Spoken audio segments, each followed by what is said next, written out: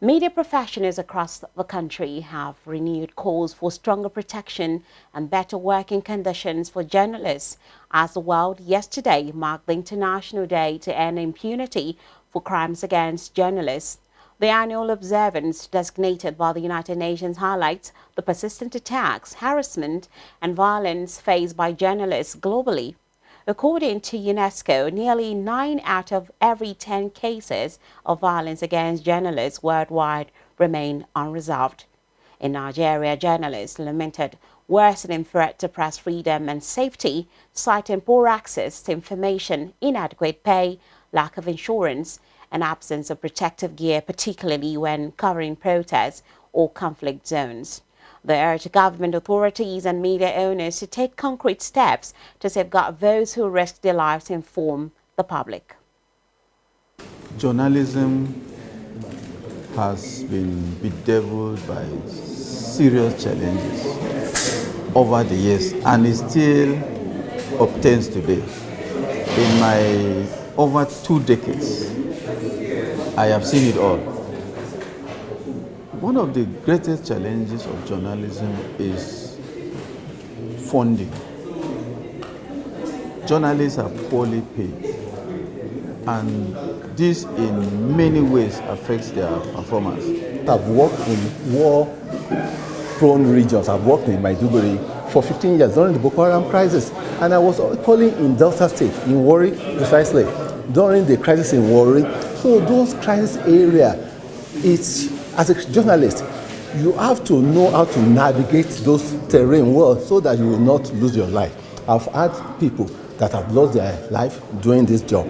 But I feel that the organization are not doing enough to protect the journalists. You have a story that you can blow, talk about, tell the story in a way that will create positive impact in the society, but because of one reason or the other, which may have to do with interest, maybe your organization's interest, or maybe the source where you are getting the story, the interest, maybe this person wants to be protected or something like that. So it leads to self-censorship, which shouldn't be. And when you approach for information, they tend to, shy away from giving relevant information. And then, I don't know if I should call it hoarding information.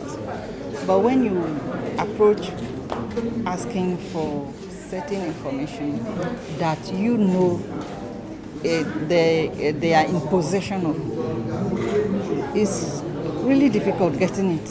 And it makes the work a bit difficult.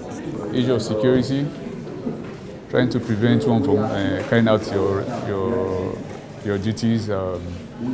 Most times, it's always this overzealous snakes from the part of the security guys. That's all, most cases.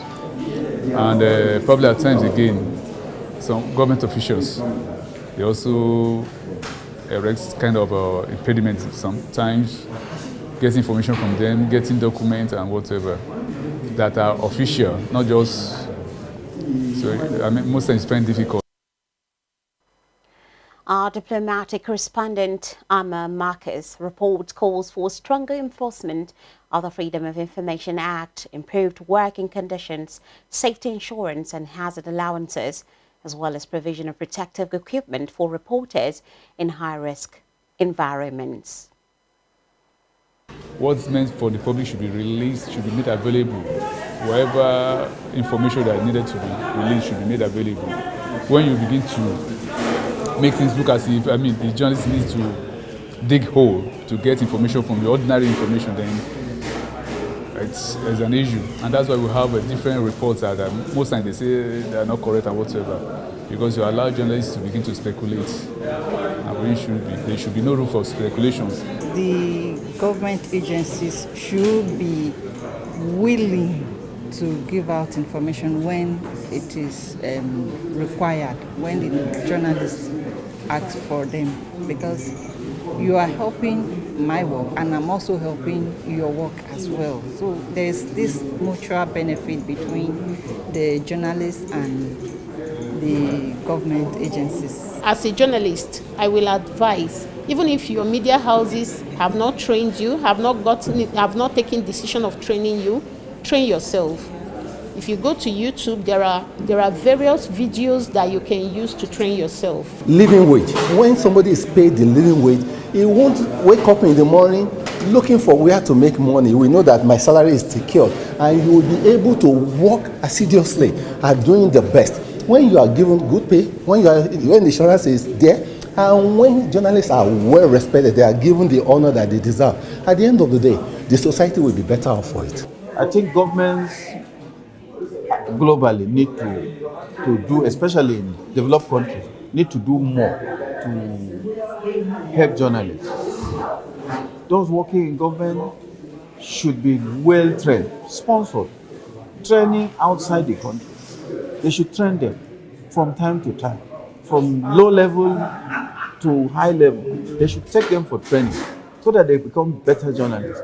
Journalists should be funded. Media organizations should be funded. The International Day to End Impunity for Crimes Against Journalists underscores a message that attacks on the press must never go unanswered, and that the safety and dignity of journalists must be protected.